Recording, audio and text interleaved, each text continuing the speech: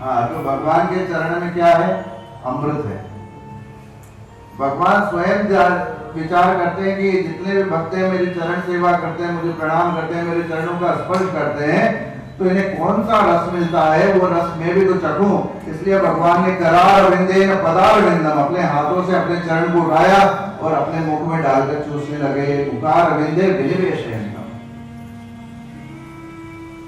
तो वो चरण का रस चूस रहे हैं, देख रहे हैं कि इसमें ऐसा कौन सा रस है। उसी प्रकार लक्ष्मी जी भी, भगवान थोड़े कठोर हैं, लक्ष्मी जी माता है, उनमें वात्सल्य है, तो भगवान कोई ना कोई जीव पर थोड़े कठोर हो जाते हैं। जैसे सीता राम जी थे तो बैठे थे, उस समय सीता जी की गोदी में राम जी सोए हुए थे और इंद्र का पुत्र जयंत आया, और जयंत ने जब सीता जी को देखा तो आकर सीता जी के यहाँ बैठ गया, और यहाँ बैठने के बाद उसने अपनी चोंच से सीता जी के वक्षस्थल के ऊपर प्रहार किया, सीता जी के वक्षस्थल पर प्रहार किया। अब जब कौवा चोंच मारेगा, और सीता जी तो इतनी सुकोमल, सीता जी कितनी सुकोमल है, इन्हों वर्णन करता भागवतकार कैसे कि गुरुवर्थे त्यक्त राज्यो व्यचरतनुमनं पद्मपद्भ्यां प्रियायां वाणी स्पर्शाक्षमाभ्यां मृदपदरुजो यो हरीन्द्रानुजाभ्यां वैरूप्यासुरपणक्या प्रस्ताविर्पत्यसेतु कलदोदन कौशलेन्द्रो। यहाँ कितना सुंदर भाव है कि भगवान कितने सुंदर सुकोमल है। गुरुवर थे त्यक्त राज्यो, भगवान जब अपनी अयोध्या को छोड़कर चले, और अयोध्या को छोड़कर चले तो रात्रि को चलते चलते भगवान की प्रेयसी सीता जी को लगा भगवान के चरण दुखते होंगे, तो रात्रि को चरण सेवा कर रही है, और जब चरण में हाथ लगा रही है तो भगवान के चरण लाल लाल हो जाते हैं, भगवान के चरण एकदम रक्त हो जाते हैं, रक्त कमल के जैसे। सीता जी के आंखों से आंसू गिरने लगते हैं कि मेरे ठाकुर इतने नरम हैं कि उनके चरण को मैं सेवा करती हूँ तो इनके चरण इतने लाल हो जाते हैं। अब भगवान इतना नरम होए तो अपनी सीता देवी कितनी नरम होए। तो तुलसीदास जी महाराज कहते कि पूरते निकसी रघुवीर मधु धरि धीर दये मग में टकई, जल की भरी भाल तनी जल की पुट सूख गए मधुरा दरवई।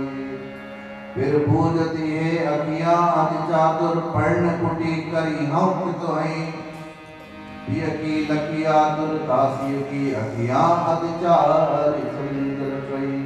पुरते निकसी, पुर अर्थात अयोध्या, पुरते निकसी रघुवीर वधु, रघुवीर अर्थात राम जी, उनकी वधु है पत्नी।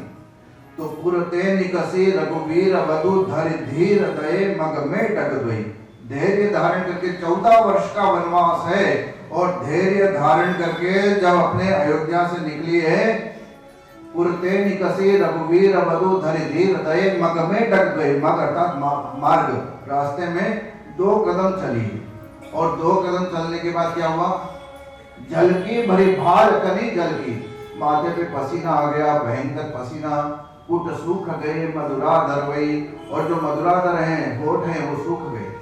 अभी 2 कदम ही चलिए, 14 वर्ष का वनवास है, पर 2 कदम चलिए, इसमें ऐसी स्थिति है। फिर देखती है प्रिय को, राम जी को देखकर इशारों में आंखों में डाल आंख डाल के कहती है पर्णकुटी करी हम कि तू है, कि अभी और कितना चलना है, पर्णकुटी कहाँ बनाओगे, अभी तो 2 कदम चली है। और श्री राम को देखकर कहती है कि पर्णकुटी करी हम कि तू है। जब सीता जी की ऐसी आतुरता देखी, सी की लकी आतुरता, तो अखियां अतिचार चली जल गई, तो राम जी की आंखों में आंसू आ गए कि अभी तो 2 कदम चली, 14 वर्ष का वनवास सीता जी कैसे काटेंगी। तो ऐसे सीता जी सुकोमल हैं। तो यहाँ लक्ष्मी जी भगवान के चरण इसलिए ही दबा रही है कि भगवान के चरण का, जो भगवान थोड़े कठोर भक्तों के लिए है, तो भगवान के चरण दबाकर अमृत निकालकर भक्तों को पान करा दिया जाए। इसलिए निरंतर वह भगवान के चरण दबाती रहती है कि कहाँ वो अमृत छुपा हुआ है। तो ऐसे अमृत के लिए लक्ष्मी जी और वो भक्तों के लिए, क्योंकि जब जयंत ने चोंच मारी थी, मैं आपको प्रसंग बता रहा था, जयंत ने चोंच मारी थी जो इंद्र का पुत्र है, तो वो चोंच मारी तो सीता जी हिल गई, गोदी में राम जी सोए हुए थे, हिल गई, तो वो हिलने से राम जी महाराज उठकर बैठ गए। भाई क्या हुआ, देखा तो सीता जी के यहाँ से रक्त बह रहा था और क्रोधित हुए राम जी, देखा कि जयंत उड़ता हुआ कौवे के रूप में जा रहा है, तो वहां से एक तिनका उठाया और तिनका उठाकर जयंत के ऊपर फेंका। अब जयंत अपने पिता इंद्र के पास गया, उसके पिता उसे रक्षा नहीं कर पाए, ब्रह्मा शिव जी सबके पास जाकर गया। अंत में नारद जी ने कहा तुझे कोई नहीं बचा सकता, तुझे अगर बचना है तो मात्र भगवान राम ही बचा पाएंगे, उनके चरणों में चला जा, क्योंकि शरणागत को जे तजहि हित अनहित विचार, ते नर पावर पापमय इनहि विलोक कहान।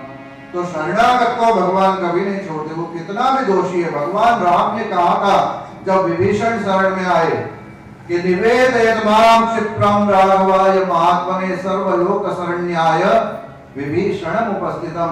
विभीषण शरण में आ गए तो सभी ने कहा अरे ये तो राक्षस के यहाँ से आया है, आपके शत्रु के यहाँ से आया है, इसे शरणागति मत दो, ये शत्रु है, भेद लेने आया है। तो भगवान राम ने कहा कि ये विभीषण क्या, अगर रावण भी मेरे पास आकर मेरी शरणागति ले ले तो मैं उनसे भी गले लगा लूंगा। ऐसे हमारे भगवान राम हैं। तो यहाँ पर जो जयंत है वो जयंत उड़ता उड़ता आया और भगवान के चरणों में गिर गया। पर जब गिरा तो कैसा गिरा कि उसका पीठ का जो भाग है, पीछे का भाग है, वो भगवान के चरण की तरफ और जो मुख भाग है वो संसार की तरफ हो गया। सीता जी ये देखकर बड़ी दुखी हुई और सीता जी ने जयंत को हाथ से उठाया और उसका मुख घुमाकर भगवान के चरणों में लगा। ये उनका मातृत्व है कि उस जयंत का मुख निकाल आगे करके भगवान के चरणों में लगा दिया और मुक्ति दिलवा दी। तो ऐसे हमारे जो भगवान विष्णु है, उनके वक्षस्थल के ऊपर प्रहार किसने किया? भृगु ऋषि ने। भृगु ऋषि ने आकर सीधा प्रहार किया। तत्र सय्या गृहे रम्ये शेषमंचकशायिनं लक्ष्म्या समेत देवेशं ददर्श स भृगुस्तदा। तो वहां पर आकर जब पाद प्रहार किया, चरण प्रहार किया, तो भगवान हुंफाड़ा देने जागी गया, एकदम सपाड़ा, सपाड़ा कि हुंफाड़ा, सपाड़ा, हाँ सपाड़ा देने जागी गया। अनेकताड़ो रसिगोविंदं भृगुपाद तले नतं दाढ़्यमानो हरे साक्षात् उत्थाय विनयान्वित। अरे उठा तो कोई व्यक्ति आपने वाणी थी आपको अपमान करे, कोई व्यक्ति मन थी आपने खोटो विचार तो है तो आपने कोई फर्क नहीं पड़तो। कोई व्यक्ति वाणी थी पण आपनो अपमान करते तो आपने એટલું ના, પણ કોઈ આવીને સીધો લાફો જ મારી દે તો આપણે ચૂપ રહેવા રાખા। પેલા બ્રહ્માજી પાસે ગયા તો બ્રહ્માજી પાસે માત્ર માનસિક અપરાધ કર્યો હતો, જેનો દંડ બ્રહ્માજીએ આપ્યો કે ભાઈ તો એ સભામાંથી નીકળી જા। પછી બીજી વખત જઈને ત્યાં વાચિક અપરાધ કર્યો અને અહીં તો સીધો કર્મથી અપરાધ કર્યો કે ભગવાનના વક્ષસ્થલ ઉપર પાદ પ્રહાર કર્યો। તો પણ ભગવાન સફાળા ઉઠ્યા અને સફાળા ઉઠીને ભૃગુજીના જે ચરણ છે એ ચરણને પકડીને गरम जल्दी धोवा लगा और कह रहे हैं मेरी वज्र जैसी कठोर छाती के ऊपर आपने अपने चरणों का प्रहार किया है तो आपको कहीं चोट तो नहीं लगी है। विवेक संपत्तिया विनयो विद्या सह प्रभुत्वं प्रश्रयो वेतम चिन्नमेतत् महात्मना। विवेक संपत्तिया, जब आपके पास संपत्ति आए तो संपत्ति के साथ विवेक आना जरूरी है। विवेक, लोगों के पास संपत्ति आती है तो संपत्ति में वो विवेक खो देते हैं, उनको विवेक नहीं रहता। कहते हैं ना कि जब दुख आता है तो अटक जाते हैं, जब दुख आता है तो अटक जाते हैं, पर जब सुख आता है तो भटक जाते हैं। तो हमारे पास सुख आता है, संपत्ति आती है तो हम भटक जाते हैं, विवेक खो देते हैं। इसलिए जब भी संपत्ति आए, देखिए संतति और संपत्ति ये ग्रस्त जीवन की गाड़ी के दो पहिए हैं। कौन कौन? एक संतति એટલે संतान અને एक संपत्ति। तो संतति और संपत्ति ग्रस्त जीवन की गाड़ी के दो पहिए हैं।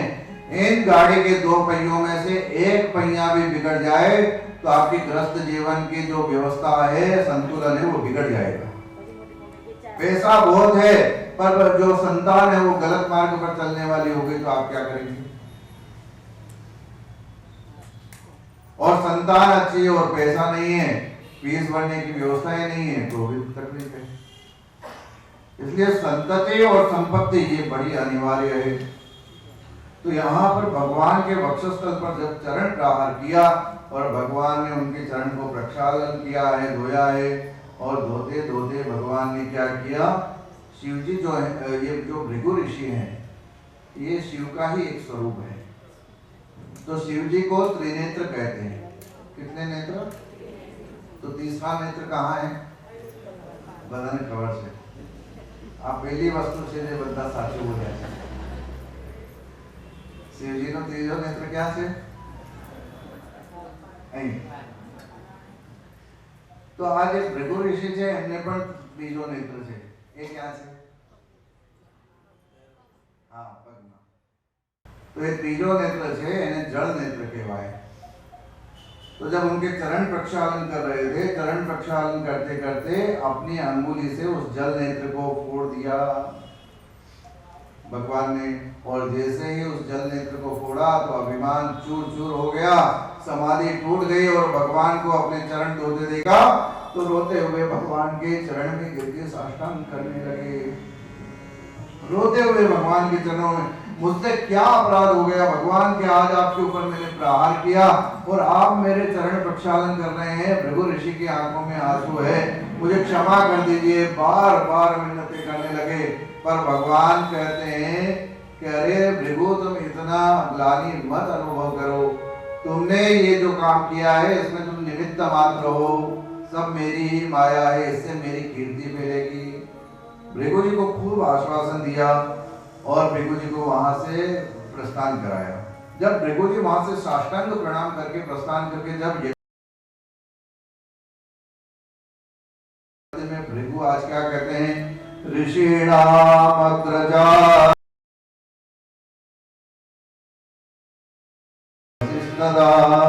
बोधयामास तान् सर्वान् हरि सर्वोत्तम स्वयं। ऋषीणाम अग्रजातीनाम, जितने भी अग्र जातियां हैं, जितने भी देवता हैं, सवायाम स ऋषिस्तदा बोधयामास तान् सर्व हरि सर्वोत्तम स्वयं। भगवान हरि ही सर्वोत्तम है, भगवान नारायण ही सर्वोत्तम है, क्योंकि उनके पास क्षमा है। क्षमा वीरस्य भूषणम। अगर वहां पर भगवान विष्णु चाहते तो भृगु को दंड दे सकते थे, पर यहाँ पर भगवान ने क्षमा कर दिया और पैरामीटर तय हुआ था कि जो व्यक्ति क्षमा कर देगा वही श्रेष्ठ है। तो हम लोग कितने भी अपराध लेकर ठाकुर जी के पास चले जाए, ठाकुर जी क्षमा कर देते। हमारे भगवान बालाजी की ये विशेषता है। हम लोग तो अपराधी हैं।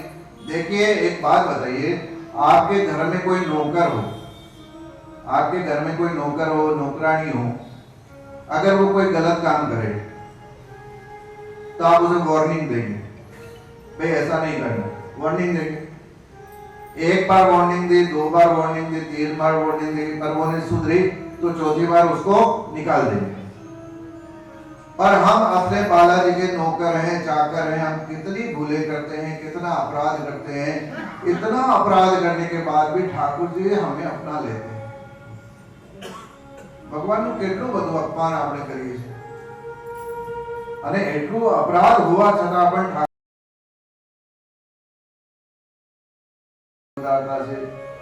तो यहाँ पर क्षमा वीरस्य भूषणम, जो क्षमा है वही ठाकुर जी का भूषण है। ऐसा करके सभी के सामने हरि सर्वोत्तम, साक्षात हरि सर्वोत्तम है ये घोषित कर दिया। अब ये बात तो हो गई, पर हमें बीजी मुश्किल आगे पड़ी। लक्ष्मी जी कहे छे कि ठाकुर जी तमे मने क्या राखो छो? भगवान के हूँ तने मारा दिल में राखू छू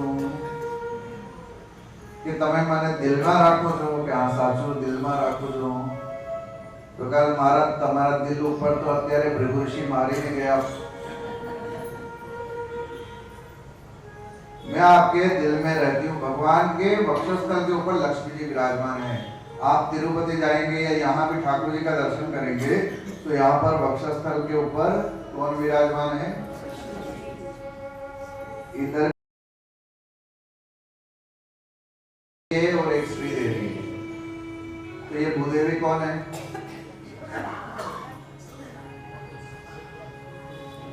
अच्छा, ये पद्मावती कौन है जिससे भगवान का विवाह होगा? ये कौन है? ये लक्ष्मी जी नहीं है, ये भूदेवी है। क्योंकि लक्ष्मी जी तो रूट कर कोल्हापुर चली गई। अभी कथा आएगी, क्रम से आएगी, मैं बताता हूँ आपको।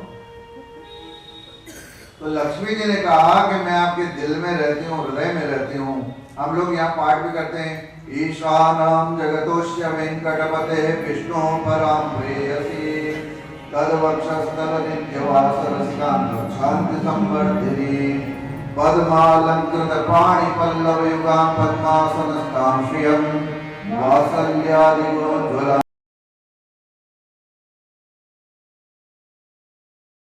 वासरसिकां। भगवान के वक्षस्थल पर नित्य निवास करने के लिए लक्ष्मी जी प्रसन्न चित्त रहती है। ऐसे भगवान के वक्षस्थल के ऊपर जब चरण प्रहार भृगु जी ने किया तो लक्ष्मी जी बड़ी क्रोधित हो गई कि इस ब्राह्मण ने लक्ष्मी जी का अनादर कर दिया और मैं ब्राह्मणों को श्राप देती हूँ कि आज के बाद वह कभी भी लक्ष्मी से संतुष्ट नहीं होंगे। आप ब्राह्मण को कितना भी दे दो तो पण वगैरह हजू छोड़ू ओछू छे एम ज के क्या जो ओछू राखे ले। तो ब्राह्मण को ये शाप मिला हुआ है कि उसे कितना भी दे दिया जाए पर अंत तो कहता है कि यजमान ने थोड़ा कम दिया। वो यजमान से जुड़ा रहता है पर यजमान को कोसता भी रहता है कि इतना करोड़पति है फिर भी देखो। की ऐसी वृत्ति नहीं है पर यहाँ लक्ष्मी जी के वाक्य को सत्य करने के लिए वो असंतुष्ट रहता है, वो कभी संतुष्ट नहीं हो सकता।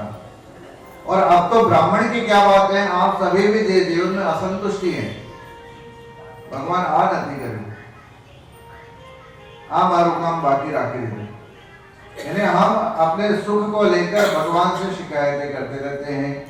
इसलिए कभी ने कहा है कि दीन कहे धनवान सुखी, धनवान कहे सुख राजा को भारी, राजा कहे महाराजा सुखी, महाराजा कहे सुख इंद्र को भारी, इंद्र कहे चतुरानन को सुख, ब्रह्मा कहे सुख विष्णु को भारी, माधव दास विचारी कहे हरि भक्ति बिना सब जीव दुखारी। इंद्र कहता है कि ब्रह्मा जी खुश है, ब्रह्मा जी कहते हैं वो खुश है। हम लोग भी तो ये कहते हैं भाई मैं तो खुश नहीं हूं पर वो खुश है। हमको दूसरे की खुशी दिखती है, अपना दुख जो है कि हम अपनी खुशी का अनुभव नहीं कर पाते। यहाँ भी बैठे हैं तो यहाँ पे बैठने के बाद अरे इसने तो आज बहुत अच्छी साड़ी पहनी है, कम से कम 500-1000 की तो होगी, तो उसकी साड़ी देखकर अपनी कंपेयर करते, ये मानव का स्वभाव हो गया। उसकी वस्तु देखकर हम लोग अपने दुख से जितना दुखी नहीं है जितने दूसरे के सुख से दुखी हैं। બીજાનું સુખ જોઈને આપણે દુખી થઈએ છીએ। ભગવાન સુખ બધાને આપ્યું છે, એક જ મન આપ્યું, બધું એક જ સ્વરૂપ આપ્યું છે, છતાં પણ બીજાનું સુખ જોઈને આપણે દુખી થઈ રહ્યા છે। તો આ સંતોષ રૂપી જે ધન છે એ સંતોષ રૂપી ધન આપણે જીવનમાં લાવવાનું છે। तो यहाँ पर लक्ष्मी जी ने ब्राह्मण को शाप दे दिया और भगवान ने कहा कि मैं ब्राह्मण को शाप दोष नहीं दे सकता, दंड नहीं दे सकता। इसलिए भगवान को छोड़कर लक्ष्मी जी जाने के लिए तैयार हो गई। लक्ष्मी जी कहते यदि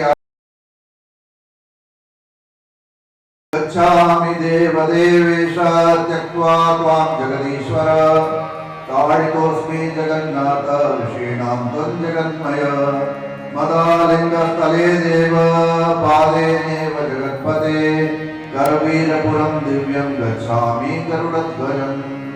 तो लक्ष्मी जी वहां से चलकर कहाँ पहुंच गई? करवीरपुर।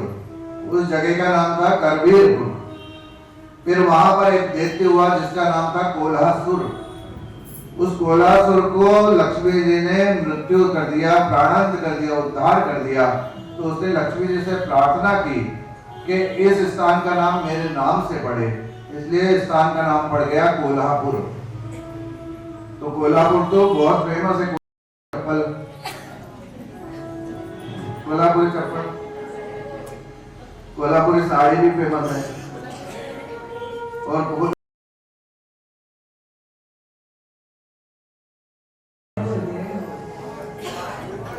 तो कोल्हापुर बड़ा फेमस। आप लोग क्यों नहीं गए अभी तक मुझे पता नहीं चला। आप लक्ष्मी जी चली गई तो भगवान ऐश्वर्य शून्य हो गए। लक्ष्मी जी जहां से भी चली जाए, लक्ष्मी जी के बिना भगवान का काम भी नहीं चलता। इसलिए भगवान जब जब आते हैं तो लक्ष्मी जी उनके साथ आती है। भगवान लक्ष्मी जी के सिवा नहीं आते।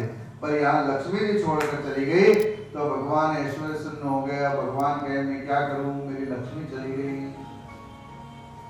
भगवान कौतुक क्रीड़ा है, कौतुक क्रीड़ा करते हैं और कौतुक करते हैं। इसलिए भगवान लक्ष्मी जी को ढूंढने के लिए सबसे पहले धराधाम पर आए।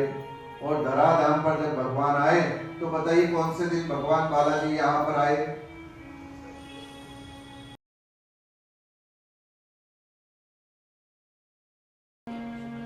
आप लोग भगवान का कौन सा दिन मानते हैं? शुक्रवार को भगवान नहीं पधारे, शनिवार को भगवान नहीं पधारे। भगवान आए सोमवार को। भगवान की जय हो। भगवान ने पहला कदम इस भूभाग पर रखा, वो सोमवार के दिन रखा। और आप जब तिरुपति जाएंगे तो तिरुपति में ऊपर एक जगह आएगी जिसका स्थान है पाद पद्म। वहां पर भगवान के दोनों चरणारविंद हैं। आपने कभी दर्शन किए? जिसने दर्शन किया हाथ उठाइए। तो वो पाद पद्म में भगवान ने मृत्यु लोक में पहला कदम रखा, वो सोमवार के दिन था। पर भगवान ये कहते हैं कि मुझे लक्ष्मी जी बहुत प्रिय है, मैं लक्ष्मी जी के लिए यहाँ पर आया हूँ। इसलिए लक्ष्मी जी का जो दिन है शुक्रवार, लक्ष्मी जी जिस दिन आई वो शुक्रवार था। आप आरती में भी गाते हैं लक्ष्मी जी की, वो शुक्रवार।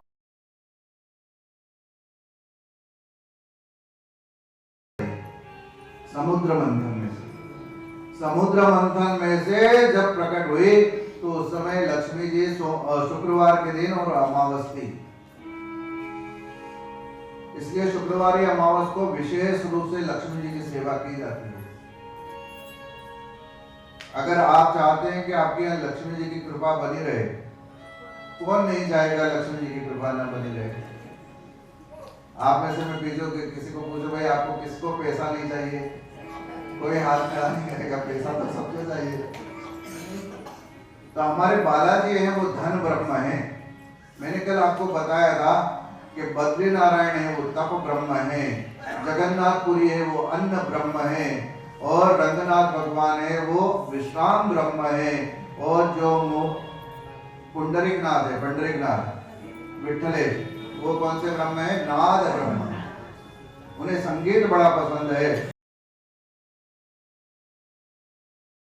जीवन में धन की कामना करते हैं तो बालाजी धन ब्रह्म, उनके सिवा धन से संतुष्ट आपको कोई नहीं कर सकता।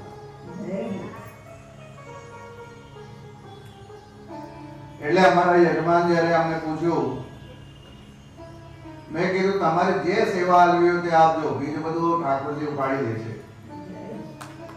અમારા જે ઠાકોરજી છે એ સંતુષ્ટ છે ને બધાને સંતુષ્ટ રાખે છે। तो यहाँ पर बड़ी सुंदर बात है कि करवीरपुर में आ गए तो अनंत तो भगवान भी उनको ढूंढते ढूंढते यहाँ पर आए और आकर वेंकटाचल पर्वत के ऊपर पहला कदम रखा। वो सोमवार का दिन था और भगवान वहां पर बैठ गए। लक्ष्मी जी की खोज की, लक्ष्मी जी कहीं मिली नहीं तो वेंकटाचल पर्वत के ऊपर भगवान ने 10,000 वर्षों तक तपस्या की और 10,000 वर्षों तक तपस्या की, पर कहीं पर यहाँ पर वैकुंठ की सब व्यवस्था बिगड़ गई। भगवान नहीं है, लक्ष्मी जी नहीं है, जब राजा ही नहीं है, रानी नहीं है, तो व्यवस्था चलेगी कैसे? तो जितने भी देव हैं वो घबरा गए। नारद जी ने जाकर ब्रह्मा जी से विमर्श किया कि भगवान के पास लक्ष्मी जी नहीं है, लक्ष्मी जी कोल्हापुर में बैठी है, भगवान वेंकट पर्वत पर बैठे हैं। तो कहा अब भगवान के प्रकट होने का समय आ गया है। तो यहाँ ब्रह्मा जी को कहा, ब्रह्मा जी ने नारद जी को कहा कि आप लक्ष्मी जी के पास जाकर ये बात बताइए और मैं शिव जी के पास जाता हूँ। ब्रह्मा जी वहां से शिव जी के पास गए और नारद जी लक्ष्मी जी के पास आकर बताते हैं कि आप यहाँ पर बैठी हैं और भगवान वहां पर अन्न जल का त्याग कर कर बैठे हैं। और इतनी बांबी बना ली, भगवान तपस्या में ढक गए, चींटियों ने बांबी बना ली और उनका शरीर एकदम कृशकाय हो गया।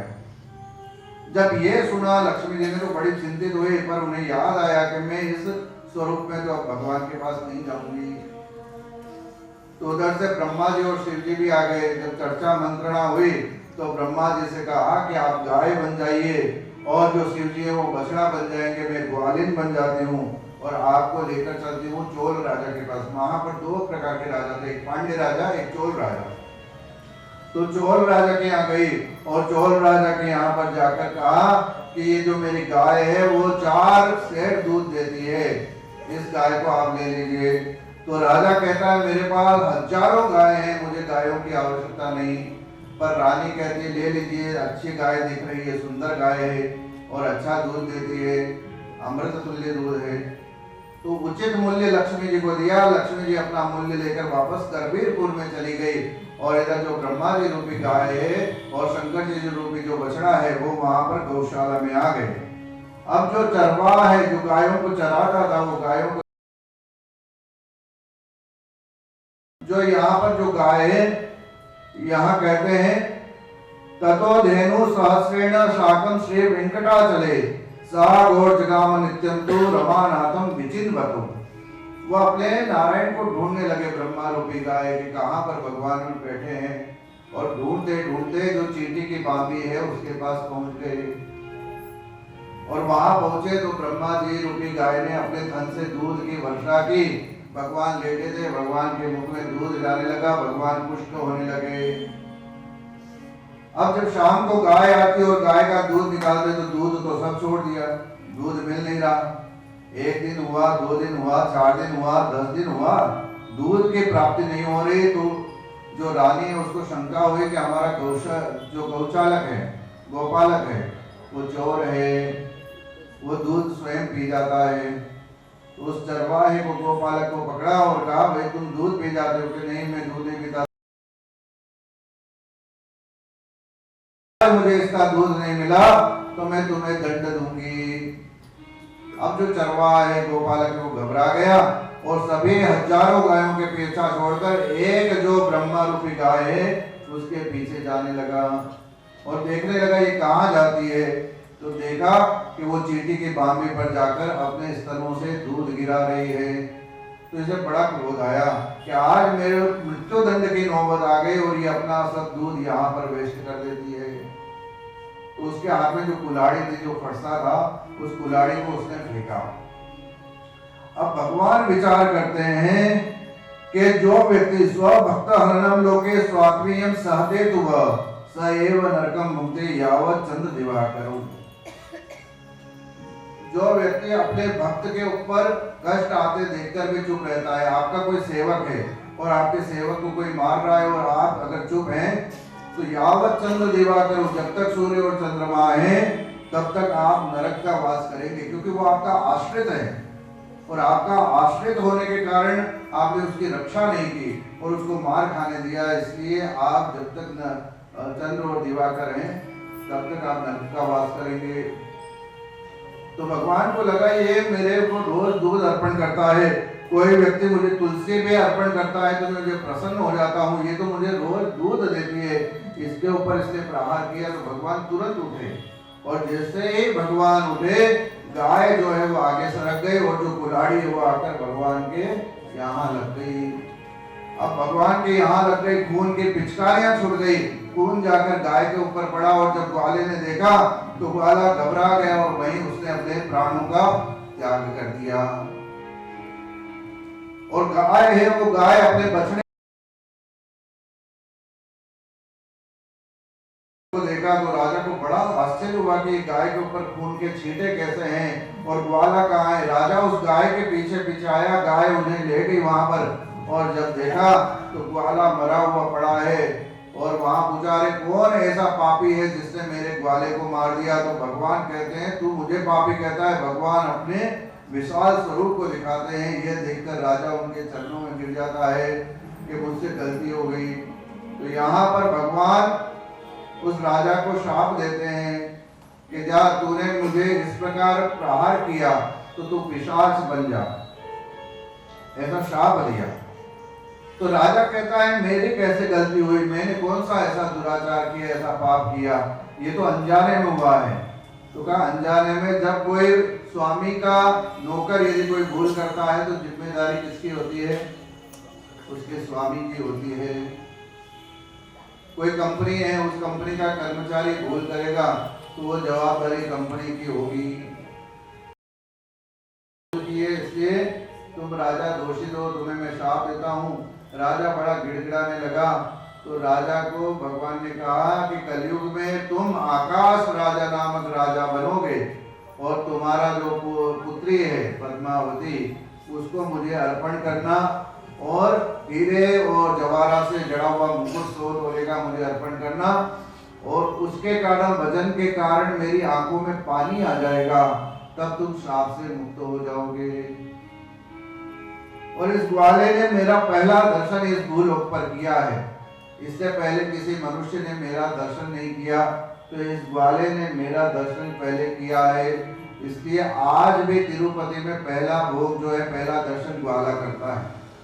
पुजारी आकर मंगलाचरण करते हैं, पुजारी आकर भगवान का सुप्रभात गाते हैं, घंटी बजाते हैं, पर पहला दर्शन यदि कोई करता है तो वो गोल वंश का जो ग्वाला है वही जाकर दर्शन करता है, वही अग्नि ले जाता है। ये परंपरा आज भी है पर वो बहुत छोटी स्क्रीन है तो आपको दिखेगा नहीं। तो उसमें आज भी पुजारी बाहर खड़े हुए टाली घंटी हिलाते हैं, पर वो गोल वंश का जो ग्वाला है वो जाकर पहले ठाकुर जी का दर्शन करके आएगा, उसके बाद सब पुजारियों का नंबर लगेगा। ऐसा विधान भगवान ने बना दिया। तो अनंतर यहाँ से अब भगवान को चोट लग गई। अब भगवान बड़े विह्वल हो गए। कथा तो बहुत लंबी है, भविष्य पुराण में भी है, मार्कंडेय पुराण में भी है, पर मैं आपको कथा का सारांश बता देता हूँ कि भगवान बड़े दुखी हुए, उन्हें चोट लग गई, इधर उधर घूमने लगे और घूमते घूमते अचानक वराह स्वामी जो पहले से वराह पर्वत पर विराजमान थे, उन वराह स्वामी को कहीं पर वो असुर को मार के आ रहे थे, तो सामने आ गए। उनके साथ बकुला देवी थी। तो बकुला देवी को जब देखा तो बकुला देवी ने कहा अरे ये तो मेरा पुत्र समान है, इसको चोट लग गई। तो बकुला देवी ने वहां से औषधि ली और भगवान की यहाँ पर लगा दी कि वो औषधि आंखों तक। कहते भगवान बालाजी की आंख देखाती नहीं। કહો છો ને ઘણા બધા કહો છો કે ભગવાન બાલાજીની આંખો દેખાતી નહીં। આપણે બધાને આંખો દેખાડી હશે એટલે ભગવાન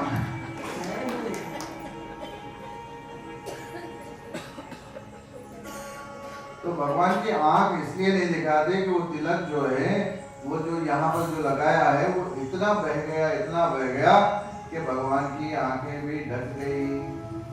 इसलिए भगवान के नेत्रों का दर्शन करना हो तो केवल और केवल गुरुवार के दिन होता है। आप जब गुरुवार की कोई दर्शन की टिकट बुक कराओ, उस दिन भगवान के दर्शन करो तो भगवान के दोनों नेत्र आपको दिखाई देंगे। बाकी आप कोई भी दिन जाइए तो भगवान के वो नेत्र ढके हुए रहेंगे। तो ऐसे भगवान की महिमा है। तो बकुला देवी ने उनको लगाया, वराह स्वामी ने बकुला देवी को उनकी सेवा के लिए नियुक्त कर दिया। अब भगवान कहते हैं हूँ लक्ष्मी जी ने शोधवायो जो लक्ष्मी वराह स्वामी के તમે રહી શકો પણ આ વરાહ પર્વત મારો છે, વરાહ ક્ષેત્ર છે, તો तो તમારે ઉચિત મૂલ્ય આપીને એનો ભાડો કિરાયો આપીને તમે રહી શકો। दोनों रूप एक ही हैं, पर ये लीला है। तो भगवान के मेरे पास तो लक्ष्मी जी है नहीं, लक्ष्मी जी नहीं है तो मैं किराया कहाँ से दूंगा। पर मैं ऐसा विधान बनाता हूँ कि कलयुग में कोई भी व्यक्ति मेरा दर्शन करने आएगा, मेरे लिए कोई भेंट लाएगा, कोई सौगात लाएगा, तो उसे पहले वराह स्वामी को अर्पण करना पड़ेगा, वराह स्वामी का दर्शन करना पड़ेगा, फिर मेरे पास आएगा, तो ही उसका दर्शन सफल होगा।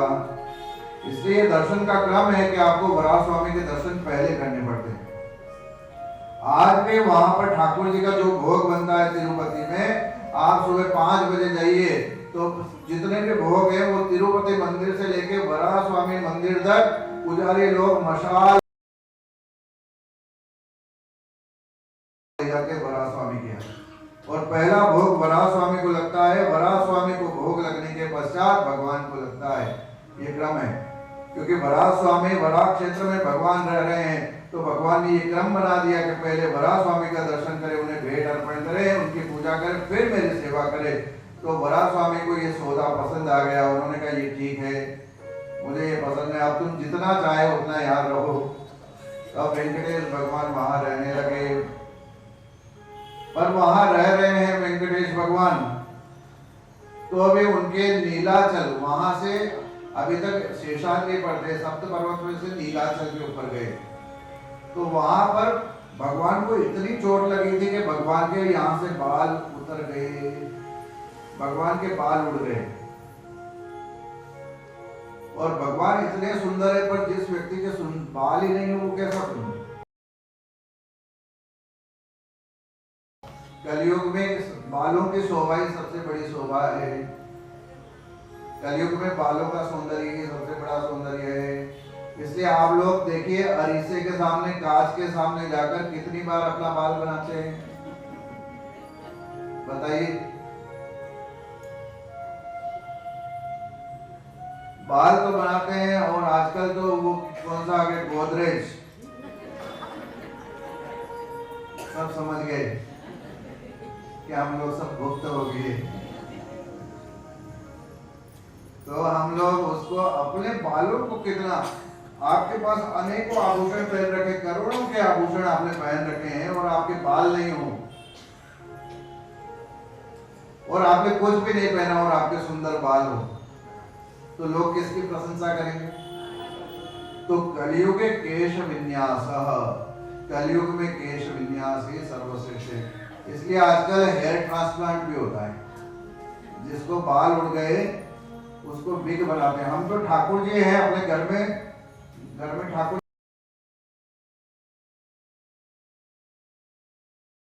विग लगाते हो, काले बाल कौन कौन लगाते हैं। हम तो भगवान को, जो हमारे लड्डू गोपाल हैं, उनको भी विग ला के लगाते हैं, हमको बालों से इतना प्रेम है।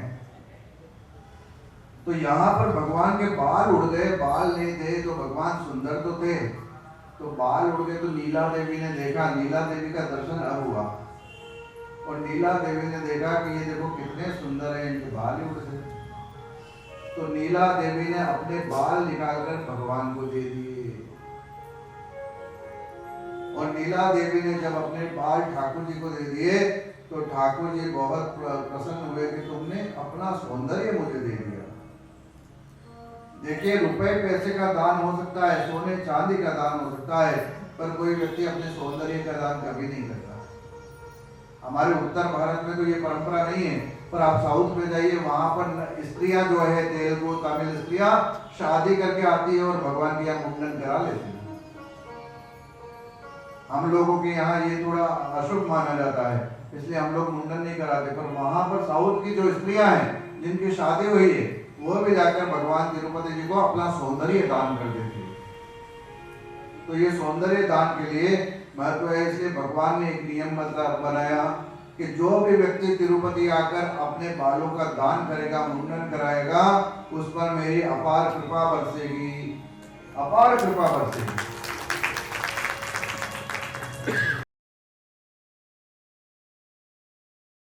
मुंडन नहीं कराए, कोई तो कराता नहीं, तो क्या करना चाहिए, फिर उसको ऐसे बालों में हाथ फेर लेना चाहिए, तो 2-4 बाल तो आ ही जाएंगे। कितना भी कंडीशनर लगाओ, कितना भी शिकाकाई लगाओ, कितना भी शालीमार तेल लगाओ, पर ये बाल टूटे बिना रहेंगे नहीं। ऐसे हाथ फेर लेना, और ऐसे हाथ फेरने के बाद 2-4 बाल आ जाए, वही ठाकुर जी को दे दो, ये लो ठाकुर जी। ये तो कर ही सकते हो,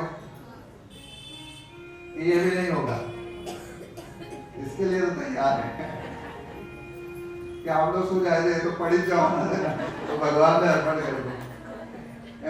कचरा जैसे भगवान का हो गया। तो ऐसे जो नीला देवी है, वो नीला देवी को भगवान ने स्वीकार कर लिया, क्योंकि भगवान के लिए ये नीला देवी कौन है? ये नीला देवी है जाम्बवती, जो भगवान कृष्ण की 3 पटरानियां हैं। एक रुक्मिणी है, एक सत्यभामा है, और एक जाम्बवती है। तो जाम्बवती किसकी कन्या है? जाम्बवान की। और भगवान श्री राम जब आए थे, तो राम अपने साथ जब लंका पर विजय प्राप्त करके जितने भी उनके परिकर हैं, उन सब परिकर को ले गए, पर उनमें से 5 लोग इसी भूमि पर रह गए। उन्होंने कहा हमको भगवान आपके साथ नहीं जाना। कौन कौन थे वो? उसमें एक थे जाम्बवान। तो जाम्बवान भगवान राम के समय में थे, और जाम्बवान यहाँ कृष्ण जी के समय में भगवान ने जाम्बवान से लड़ाई की और जाम्बवती कन्या को पाया। तो ऐसी जाम्बवती के जो है वह नीला देवी के रूप में आई है, और नीला देवी को भगवान ने स्वीकार कर लिया। और जो सत्यभामा है, वह सत्यभामा आई है भूदेवी के रूप में, क्योंकि जब भौमासुर का वध करना था, तो सत्यभामा की आज्ञा लेकर भौमासुर का वध किया। तो ये जो भूदेवी है, ये सत्यभामा का स्वरूप है। तो ये आकाश राज की पुत्री पद्मावती बनेगी, और लक्ष्मी जी तो वहां है ही। तो यहाँ पर भगवान ने ये नियम नीला देवी के लिए बनाया, और नीला देवी ने अपने बाल अर्पण किए। अनंतर आज भगवान विराजे हैं, और भगवान विराज कर अपने दिव्य सौंदर्य के द्वारा अब भक्तों को अनुग्रहित कर रहे हैं। तो आज की जो झांकी है, उस झांकी का हम दर्शन करेंगे। झांकी अगर तैयार हो तो भगवान बालाजी की और पद्मावती की। यद्यपि कल होना था विवाह उत्सव, कल ही करना है, पर कल हमें इतना समय नहीं मिलेगा, क्योंकि कल की कथा जो है वो 2 बजे से लेकर 4 बजे तक है, 2 घंटे है। फिर 4 बजे भगवान की शोभा यात्रा निकलेगी, और भगवान की शोभा यात्रा नगर भ्रमण करके वापस 5:30 बजे मंदिर में आएगी। तो मंदिर में भगवान का कल्याण उत्सव, जिसे विवाह उत्सव कहते हैं, ऐसा पाणी ग्रहण संस्कार का सुंदर स्वरूप यहाँ हम लोग सभी दर्शन करेंगे, और भगवान की दिव्य आरती मंगल आरती होगी। पश्चात भोजन प्रसादी है, तो आप सभी लोग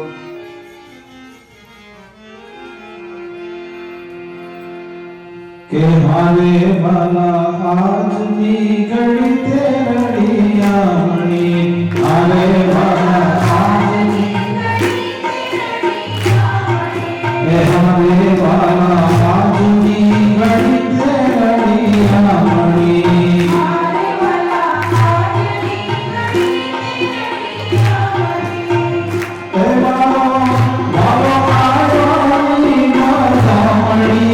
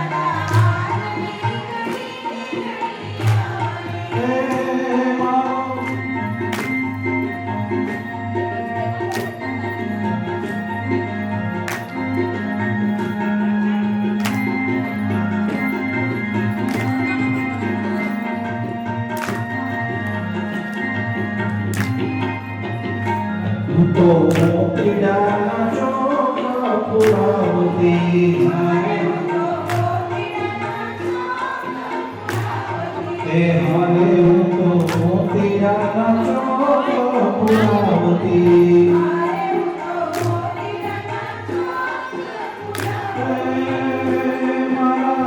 वाला की आरती उतारती जीवे उतारती जीवे अपनी घड़ी तेरी अपनी हारे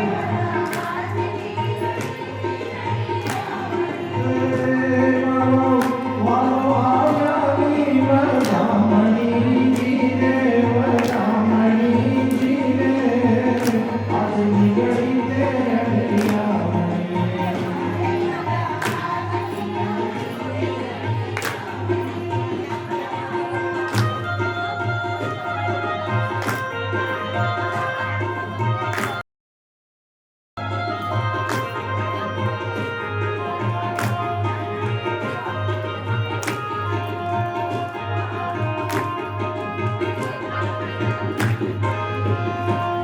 तो पुराना कोट जनावती हारे तो पुराना कोट के हारे तो पुराना कोट जनावती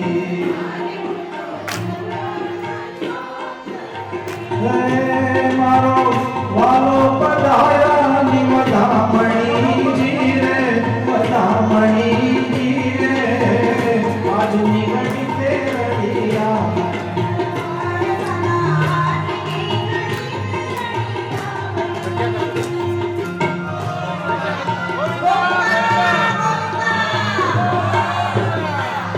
नरसिंहा स्वामी शरणाजी रे बादराजी रे आज निगड़ी तेरिया हारे आज निगड़ी तेरिया हारे वाला आज निगड़ी तेरिया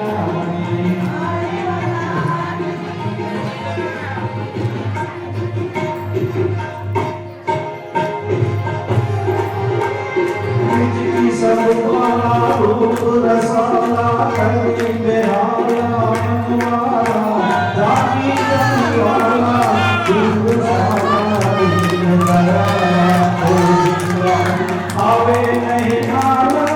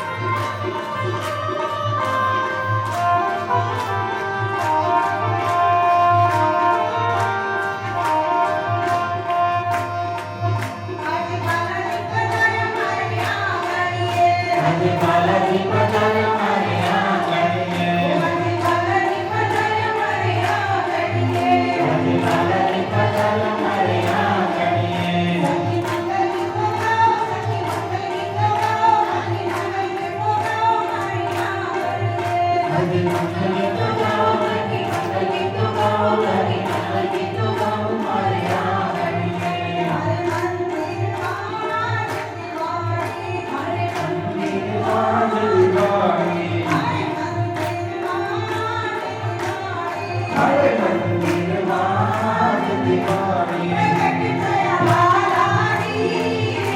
प्रकट दया बालाजी मंदिर मात प्रकट दया बालाजी मंदिर मात हर घेर घेर दीवार को